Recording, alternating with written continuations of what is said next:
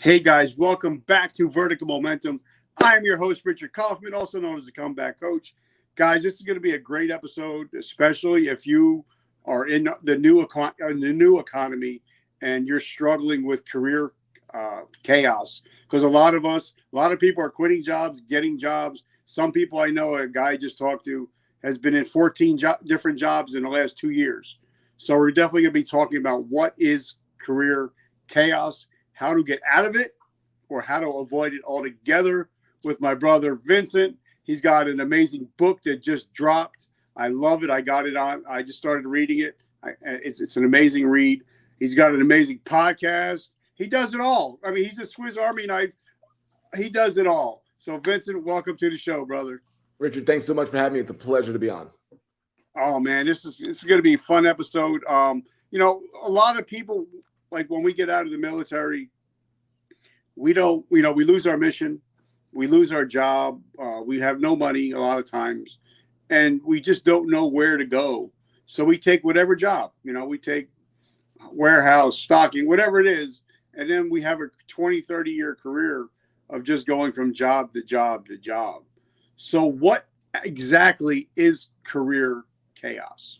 Yeah, the career chaos, even in terms of that term that it came up as we were talking about, is really about that crossroads. And what I realized was there was always a crossroads in my career. There have been a dozen of them since I started. And it's that moment where it's like, I can go this way. I'm not sure I want to go that direction, or I can go this way. And I have to make a choice of where I'm going. And it's in those crossroad moments, whether it's me or people that I've coached or people that I've talked with, those are the pivotal moments in our career.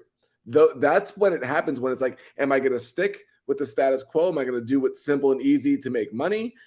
Am I going to push the boundaries to go where maybe I'm scared or I'm fearful, but I need to make that next level leap to what I want to do with my life, and who, as what you were talking about, even before with the coffee, who I want to serve and who it is that I want to lead going forward. And it's so easy to stick back on the, well, this is what pays the bills, short-term thinking, which there's, when you're in it, you have to do it. But I wanted to get to a point in my life when I went through this so often that there were 2 days that matter. And this is what I say to myself every day. The only 2 days that matter for me are today and 3 years from today. And when I say that, I mean, today, I don't need anything. If I want to eat something, if I want to, whatever I want to do, what do I really need today? It's not much, because we set it up for that. Everything I do, including this interview and this conversation, is how is it going to make life better for me and other people 3 years from today? Meaning I'm not working with any desperation.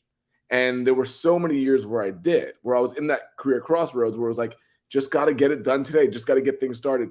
The further you can move that apart, meaning I'm good today, I'm content, but not satisfied, right? I'm not desperate today, but there are things that I have to do to move forward. Then you start thinking longer term, like, I'm cool. I'm not going to be desperate today. I'm not going to sacrifice long-term things for short-term gains. I'm going to build out towards the future. And that's where the whole career chaos thing is. Like, if you can get to that point and you can start planning and adjusting that way, you will consistently be ahead of the game. Now, like, I just got done reading a book for the third time. It's called Atomic Habits by Mr. James Clear. And he talks about how what you do today is going to affect you 3 or 5 years down the road. So say it's okay. All right, you have a candy bar today, then you have a candy bar tomorrow. And then, after 365 days eating candy, now you're pre-diabetic. And then 5 years down the road, you're having vision problems. Yep. So what you do today will actually determine whether you fail or win 5 years down the road. So take us back to Vince. Where do you come from? Where did you grow up? Tell us a little bit about yourself and how you came to these realizations. Yeah, it was a long time coming. This is not like, a revelation. This has been a long time and a lot of pain. I come from New York. I'm originally from Long Island in Queens, and struggled my entire youth. Learned later, and I've never been diagnosed, but I'm an ADHD entrepreneur. And what I've learned is the more that I meet people like that have a lot of ideas, kind of high energy, but scatterbrained, like we can't stay on one thing very long. We were the ones that struggled in school, had great ideas, were very creative, but never went with the system. And I remember just thinking, I need to get out. Like, I remember even as a senior in high school, a friend saying, like, what are you going to do? And I said to him clearly, I have no idea, but I'll figure something out. And I remember walking away thinking, why was I so confident when I said that? Because my grades didn't show it. No accolades showed that I should be that confident. But I knew I could have conversations with adults. I knew it. I knew I would talk to 45-year-olds and I would make them laugh, or I'd make them think. But in school, it didn't work out because it was grades based and it was following the rules based. I knew I wasn't going to follow rules. I knew I had to do my own thing. So I struggled for a long time. I got arrested. I was in lots of trouble during my youth, early teens, late 20s. And it wasn't until, excuse me, it wasn't until early 20s where after I had been in trouble a bunch and I continued to get in trouble that I came back and I actually moved back in with my parents. And I had a nightmare that I got caught stealing again because I was stealing. That's how I got arrested from where I worked. I would overcharge the customers at the convenience stores. It was a baloney little thing that I did, but it made us some extra cash. It was, unethical, low morals. That's what we dealt with, even in terms of my whole connection. And I woke up in the middle of the night in a nightmare. And I went downstairs and my dad saw me and he said, I said, I don't know what I'm doing with my life. And it was the first time I ever worried about it. It was the first time ever.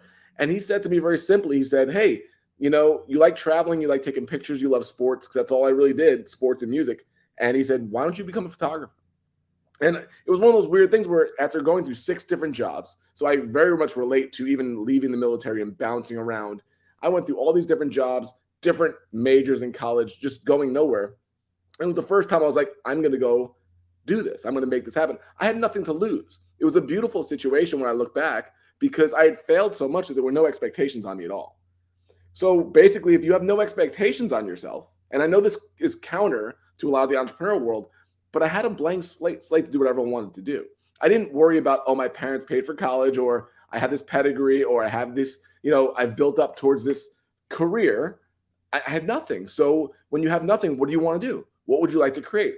Well, my dream job is to be on the field photographing sports around the country. That's what I loved. So it's like, is that really even a job? But what I did was I went all in. I bought tickets to games in New York. I snuck down to the front row. I would quiz the photographers every night. I would bring in my pictures. I would ask them. They'd be in the photo well next to the dugout, and I would be asking them questions. Literally, those connections, those conversations led to a free internship, and then another free internship with the National Hockey League, and then a minimum wage job, and then a career. And then all of a sudden, next thing I know, I'm International Sports Photographer of the Year, and I'm College Photographer of the Year when I went back to school, which led to a 22-year career as a journalist and a sports photographer. So that's kind of how this all began. So then, okay, you're doing all these things, yeah, but there's always something else. There's always more. And I think a lot of us, I was a soldier for 23 years. I can either say, when somebody asks me, well, what do you do? Well, I'm retired Army. Or I can say now that, I'm an author, I'm a speaker, I'm a podcast host. Mm-hmm. But so a lot of people, they get stuck in what they used to be. Totally. And they don't, they don't know how to recreate and reimagine themselves. So talk to us after a 22-year career to start reinventing yourself again. Yeah, that's one of those crossroad moments. It was one of those, and I kept looking back. I'm like, man, you can really chart this out to the moments that had the best stories, that are the most impactful, are those crossroad moments. Career chaos, not sure what to do next, very content, right? We could have wrote it out. I could have kept doing photography, got paid very well. It was cool assignments. We did the sports and weddings and commercial, but I was dissatisfied. I was bored. I was not challenged any longer. And every time I tried to challenge myself for a couple of years, let's try a different style. Let's do a different part of the industry. Eventually I was like, I remember the night when it happened. I'll never forget. We were photographing a wedding. We're getting paid good money, right? And the DJ is sitting there and I'm in between. This is before the reception. So we're eating dinner. We get fed dinner before the reception. And I'm eating and he's eating. And he's telling me about how difficult the business is for him.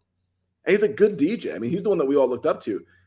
And I start talking to him. I start giving him suggestions. And he's like all ears. And I'm not a coach, right? But he's all ears. And he's like, what about this? And so for an hour, we're doing this. And then he looks at me and he goes, oh man, I got to go turn the music on. The reception's going to start. I wish we could do this longer. And he got up and he left. And I said, yeah, I wish I could too. And as the reception started, I got to get in there. And it was the first time in my entire career I was like, I don't want to go out there. I don't want to do that anymore. I said, I want to do this. So I got home that night. I told my wife, I said, I think I'm done. And it was the two of us together, but I had photographed a lot of the weddings because we started having kids and she was home more. And she said, well, what do you, okay. So what are you going to do? And I said, what I did with that DJ, if I could figure out how to make a living doing that, I would be so into it, like helping people and through conversation and solving people's problems. I feel like a vendor behind this camera. I feel like I don't matter. And that's what I started feeling like. That's why I lost interest. Now this whole new career, right? How do you start it? I don't know where to go. I don't know how to get paid from it. I don't know how to get clients, but that was inherently more exciting to me than doing what I was doing with good money. And that's when I knew, if I'm more excited about the free thing than I am excited about the paid thing, I know I got to start paying attention to that. And that was where the transition started from photography into the world that I'm in now. And I love that. I just released an episode with a gentleman named David Meltzer. They actually wrote the movie Jerry Maguire about him and Lee Steinberg. Oh, wow. And he about how he got up to a point where his company was worth $100 million. And he was so unhappy that he told his wife when he got home, he's like, I'm done. I want to do something different. So he made the 100 million, lost 100 million. Now he's back up to where his company's worth 20 billion, but he's happy. He's enjoying life. He has gratitude. And I think a lot of us, like I said, we get stuck in what we were and we're afraid to branch out and start something new. And, there a lot of times there's, your wife or your cousins are going to look at you like you lost your mind. Like when I say, well, I'm going to start podcasting, and people are like, who the hell wants to hear from you? But now I get to interview people like you and Mr. Meltzer and Tony Watley and John Lee Dumas, athletes. So sometimes you got to step out on faith and believe in yourself. And now, so when you started to learn about the whole coaching thing, how did you go about it? Did you have to do a lot of research, a lot of books, a lot of questions and answerings? Oh yeah, it's what I realized. It's the same with every new step. And so many people always say like, "Oh, never work for free. Always charge what you're worth." I'm so not in that camp. I think back to 7 different career transfers, and every one of them, as much as this is going to annoy people, started for free in one way or the other. Talk to any author, beginning author, they give their book away. They speak for free. They coach for free. Photographers shoot for years, right? You think about musicians, and nobody even thinks about this. You name your favorite band. Everybody's like, oh, they're, whatever it is. And they're playing, tours all over the world. And they got all these. I can guarantee you, for the most part, they started playing clubs for nothing. They started playing clubs for beer money or just exposure or just somebody to talk about them. So many people are afraid to start at the start. And I'm not afraid to start at the start. So for me, it was, I'll coach. I wanted to get better at it. I wanted to even know if I liked it. And I didn't want the pressure of, well, you're paying me a couple $100. I better deliver when I don't even know if I'm any good at this. So start having conversations. Start, people that can just sit down and be curious. A good coach is just curious. You ask good questions. You're interested in what they're talking about, and you try to work them through that. So that's how it started for me. And it started that way where it's like, wow, this really helped me. Can I hire you for this? Or I know someone that needs you for this. And that's literally how it began, just like everything else. But I think a lot of people want to start because, well, I put in so many years doing this, I deserve to start here. No, when you go to the next thing, even though you're not starting over, you kind of are. You're starting over with new connections. You have the same old connections and you have more of a network each time. But man, for me, the ones that I see fail, they have expectations from the beginning of what they deserve from their past, and they don't wind up putting in the deep work, foundational work early on to build it. And also, I think, like I'm from New Jersey, so obviously we probably went to the same places, ate the same restaurants. I'm a little bit older than you, so I went to some of the clubs in New York. Mm-hmm. And, back in the day, some of the clubs, some of the bands actually had to pay to play. Yeah. You actually had to pay them to get on L'Amour's in Brooklyn, some of those other places. And so sometimes I think a lot of people they don't want to invest in themselves. You know, they don't want to invest in a coach. They don't want to invest, you know, and like somebody told me, people that pay, I mean, people that pay attention. So true. So if, you know, like everybody says, I think everybody needs a coach. And for me, like, I'm a big sports geek, and it's amazing when you get a guy like Tom Brady that has 6 Super Bowl rings, or 7, I forget how many, but he wants to be coached. Totally. You know, so talk to us about those people that, you know, because I talk to a lot of people. I'm a coach myself, and they're like, no, I don't need a coach. I'm good. And then 5 years later, they're like, bro, and I say, I thought you were good, you know, and they don't go anywhere because they don't invest. You know, they'd rather buy a $13 iPhone instead of paying $500 to be in a mastermind with somebody. Well, what I've learned through the frustration of doing this, because I used to try to convince people, and what I learned is you can't help people that don't want to be helped. So if somebody comes to me and they go, hey, they want to pick my brain for free and they don't want to invest anything, I'll have a conversation with anybody. I won't have multiple conversations coaching, right? That's kind of abuse right there. But when somebody says, well, I don't need it, that's great. I really want to work with people that want to be helped. That's what I want, because I want people that are in the game and they're taking action. I'm not here to. I tried so long to convince people. It never ever works. And to your point in terms of, I've always done it. We've always done masterminds. I've been in masterminds for about 6 or 7 years now. The connections that come from it are ridiculous because you're also around other people willing to invest in themselves.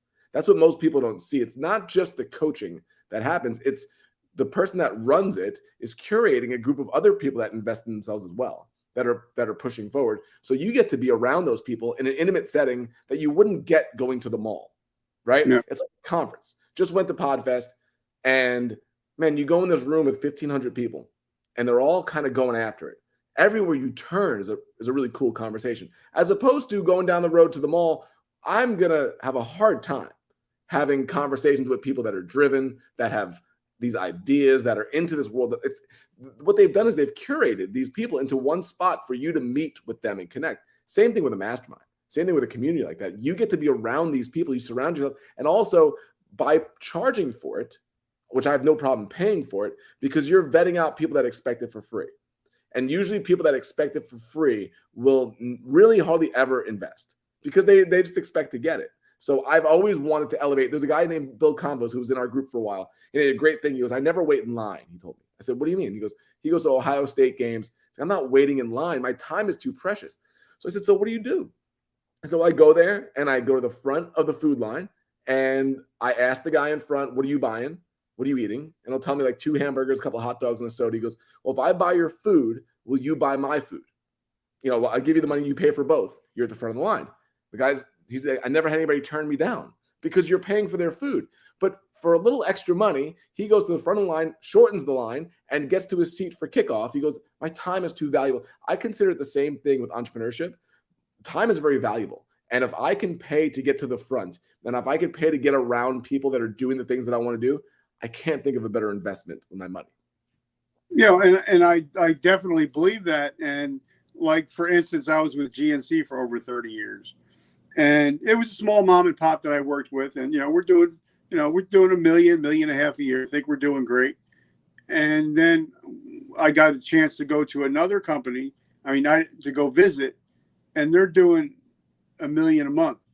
And then it changes your whole perspective. So like when I have friends like John Lee Dumas, and his podcast is getting 1 million downloads a month, and he's making over 100 million a year from his podcast, it broadens your horizons. You're not thinking small anymore. Yep. You know what I'm saying? And you're pushing the boundaries of what you think is even possible. Because if you're hanging around with people that don't think that, or like, oh, why would you even bother? Why would you start a podcast, Richard? Who's going to listen to you? Or you hang around with people like, why wouldn't you do it? Like, why would you not try it? I love to fail. I really do. I had a thing when I was starting photography. I remember it. I had failed at everything so far. Like all my career and school aspirations, I had failed. And when I went to do the photography side of it, It was the first thing I wanted to do. I was actually cool. I was actually excited about. And I said to myself, I'm probably going to fail. I failed at everything so far, but at least this time I'm going to fail at something cool. And that was one of the greatest things I ever told myself, because every step of the way, can you write a book? Well, I'm not a writer. I'm not an author. My English teacher would laugh if they ever found that I was writing a book from school. But I might fail, but it's something cool. Like, I'm going to be able to write a book. And if nobody knows about it, at least I tried. At least I failed at something cool. I don't want to fail at something I don't want to do, but failure with something that I really want to try, just knowing that, I'm all in, because I'm going to learn a ton from it. And what happens when you do that is you rarely fail, because you really want to make it work. So you put the extra effort in all the time.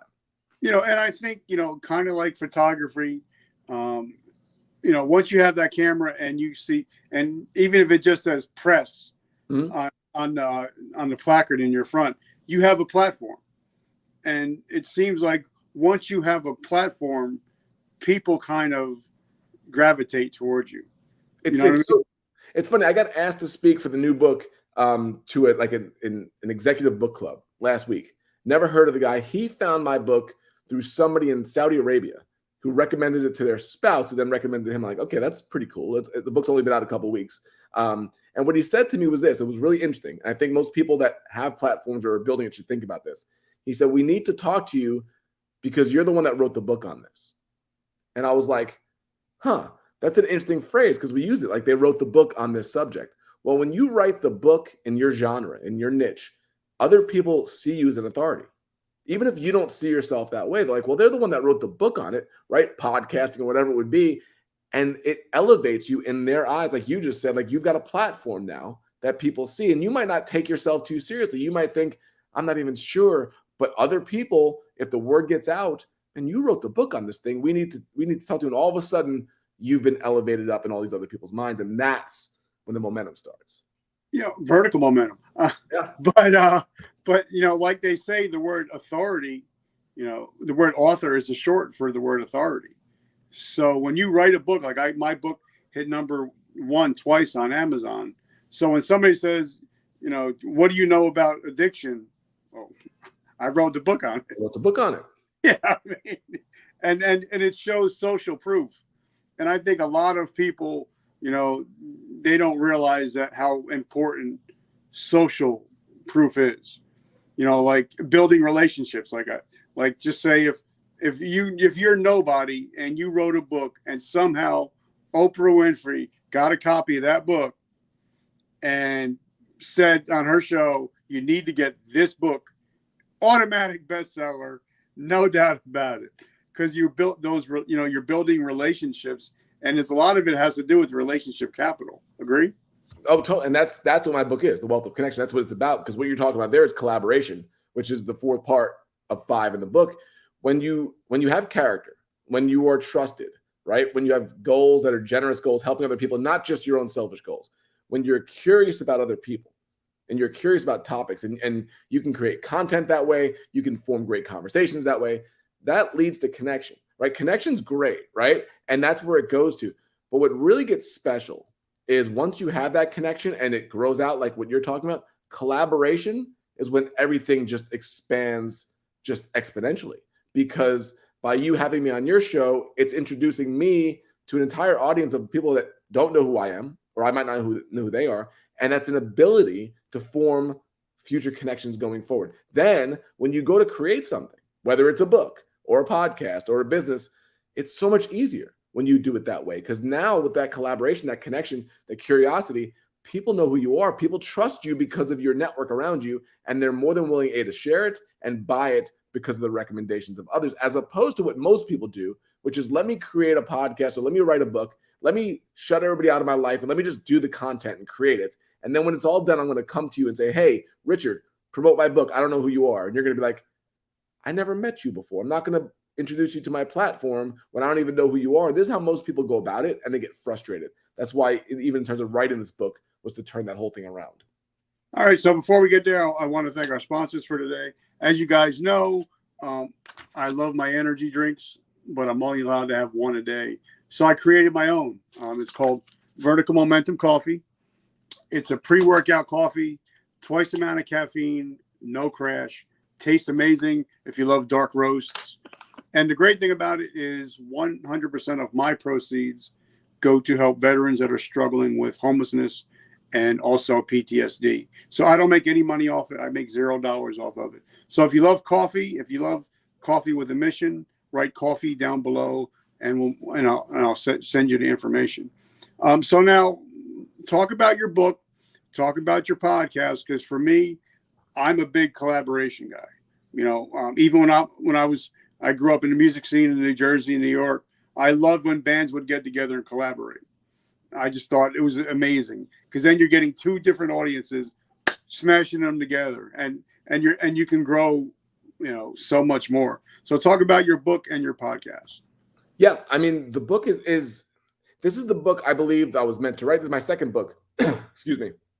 I wrote a book called Freelance to Freedom, which is about how to take your, what you're talking about, right? That career chaos, and how to build a life of freedom in terms of a career from that. But this book, excuse me, I got a cough. But this book is to my heart. I wrote it for 3 years because I really think this is a missing piece for so many people in terms of how they go about building a career and building a network. So many people go at it with how do I get what I want from this? How do I build this thing? How do I grow my own audience, without thinking, how am I doing this collaboratively? How am I doing this with the benefit of others, with others' blessing, with the referrals of other people? Because that's where it comes from. 87% of jobs are filled through referrals. All the time, we know 75% of podcasts are found because of word of mouth. But yet we blow that stuff off. We just say, oh, that's not important. I'm going to go build a funnel, or I'm going to do all this stuff that people don't care about. People aren't into it. They're into who you are. It's the whole saying, they never know people don't know how much you care.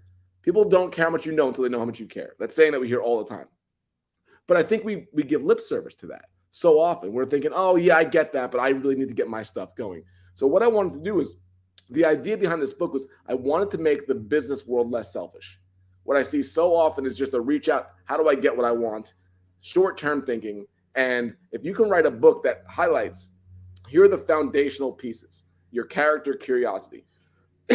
When you don't have character and you don't have curiosity, your connection's not going to go very far. It's just not. You can have a lot of charisma, but like I said, charisma is not character. And I think a lot of times we get fooled by that. We get fooled by the really charismatic person, but they don't have the deep character within it. So when you can come out of it with those two, and you can make those connections, that's every career we've ever done was based on that. Every piece of it was based on those foundational pieces: connections, people referring you, reaching out to people, giving without expectation, leading to what you were just talking about, collaboration, then leading to anything that you do works better because of it. So that's the idea. Like I said, that's the idea of the book. I'd be happy to talk about anything about it. So, okay, now talk about, because for me, I wrote my book, it's been 3 years now, and it was very cathartic for me, but it also ripped open a lot of wounds that I needed to heal. So it became a big learning experience. And, and then once your book is out, everybody says, oh, you got a book out on Amazon, you must be rich. And you're like, no. I'm putting in more work than I'm actually making. So, talk to us about, people like writing a book or a podcast, because they're both, one's the written form, one's a verbal form. Once you put it out on iTunes, it doesn't mean people are going to listen. No. And you might hear crickets because you're not promoting it. You're not out there hustling, grinding, talking to people, building relationships. So talk about those, either or both. Yeah, they go in together for me, and you learn from your own mistakes. You learn from other people's mistakes. John Ruhlin, who wrote the book Giftology, gave me some really great advice with the second book. He said he wrote a book called Giftology that's now selling better in its 6th year than it did in the very beginning, which is uncommon in this world. And what he said was, he's friends with Hal Elrod, who wrote The Miracle Morning, and he said Hal's book didn't start taking off until getting momentum until about the 5th year. That's when that started, and it's now the best-selling self-published book, I believe, in history. That's what they said at this point. But it took 5 years. So what would expect me to think, oh, I'm going to just launch a book and it's just going to keep selling? Now, you can get an initial push, right? But how's it doing month 3? How's it doing month 6? How's it doing month 12? So I adopted what John talked about, which is a 5-year launch. And this is the most fun part about what I'm doing is a 5-year launch is basically saying this, we're going to do the work for 5 years consistently, daily and weekly to get this book. So it's not about a big launch. I had no interest in a huge launch. It's a marathon. I photographed the New York City Marathon many times. Nobody comes out of the starting gate when they shoot the gun, start celebrating. Nobody starts out that way. You're going to go now do the work. It's just like the launch.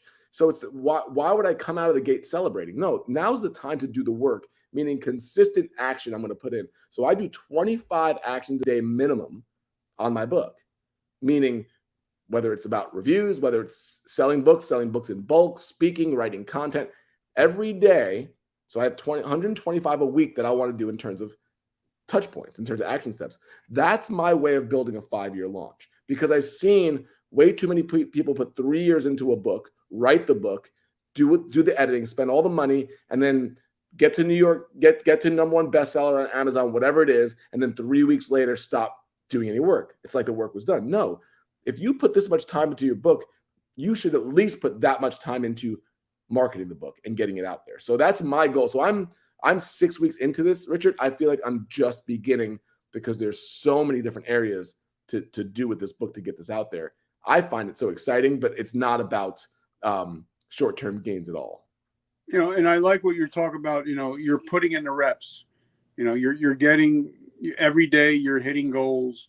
You're getting out there. You're on podcasts. You're and getting reviews. Now that's one thing I think 90% of authors I think screw it up is they don't ask for reviews. Yeah. Even on podcasts, like I've been on, and I've got 400 something episodes.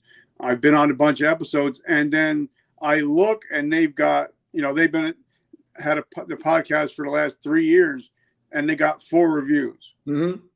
And you're like, but don't you realize that every time you get a positive review, it's worth so much. But if you get a written review on iTunes, it's worth so much more. And I think a lot of people, even on Amazon, they don't realize how much Amazon looks at their reviews to say if Ed Milet's got a new book out, and if you have a lot of reviews, it's going to suggest your book along with Ed Milet's book. But if you got 0 reviews, your book's not going to go anywhere ever. I think it's one of the main things that podcasters and authors screw up on, that they have complete, I don't want to say control, but ability to control the situation. If you're in touch with your audience, if you have a wealth of connection, if it's not just about selling and it's about caring, you're going to hear from people that read your book. You're going to hear from people that listen to your podcast. Why you wouldn't take the simple time to write those names down, keep track of who's talking to you about your book, and keep in touch with them. And then if they really like it, I have no problem asking for something for free. To ask Richard to leave me a review if you read my book, I'm not asking you to pay for anything. You've probably already bought the book. Yeah. It's a disservice to your future clients and people that are going to possibly find your book or won't find your book by not asking for that review. I truly believe I ask every day, but I don't ask out of the blue. I don't ask somebody to write a review for a book they didn't read. And I don't ask anything phony. It's, hey, if I see that you commented on some other link that you bought my book, if you reached out to me about it, if you commented on one of my posts about it, anything, you now are going to be somebody that I'm going to keep in touch with, because I'm going to say, hey, would you leave a review? It's really beneficial to the algorithms. And almost every time people said they will, and they usually do, but the problem is nobody thinks to do it on their own. People just don't think it's important. We have to let them know that it's important.